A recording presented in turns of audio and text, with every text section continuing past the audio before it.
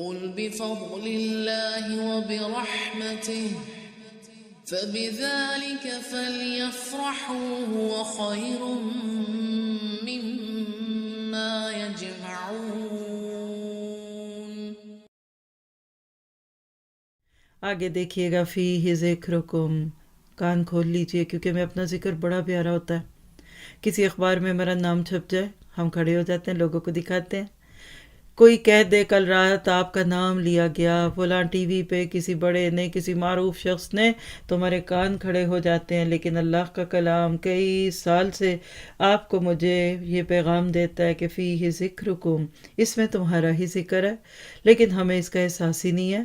تو اللہ تعالیٰ فرماتے ہیں یقیناً ہم نے تمہاری جانب کتاب نازل فرمائی ہے جس میں تمہارے لیے ذکر کیا، پھر بھی تم عقل نہیں رکھتے.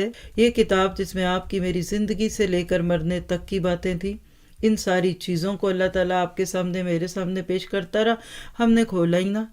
ہم فکشن پڑھتے رہے، ہم سائنس پڑھتے رہے، ہم نے کیا کیا مضامین اپنی بچیوں کو دیے جس کا نہ لینا نہ دینا آپ کی میری زندگی سے، لیکن پڑھتے رہے. کتنی کتابیں پڑھی جاتی، کیا فیہ ذکرکم پڑھتے.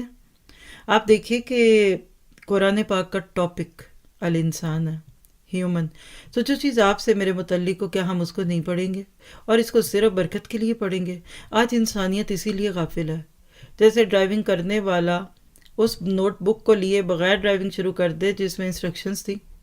ایک مشینری خرید کے لانے والا گھر آتے ہی مشین کو دھو دھا کے اس کو 420 پہ ڈالے اور وہ جل جائے، اور وہ کہہ دے کہ جاؤ بھائی تم نے تو مشین ہی نہیں اچھی بنائی. وہ کہے گا کہ آپ نے انسٹرکشنز نہیں پڑھی تھی. نہیں، یہ تو کھولی بھی نہیں. آج ہم وداؤٹ انسٹرکشنز لائف کو یوز کر رہے ہیں.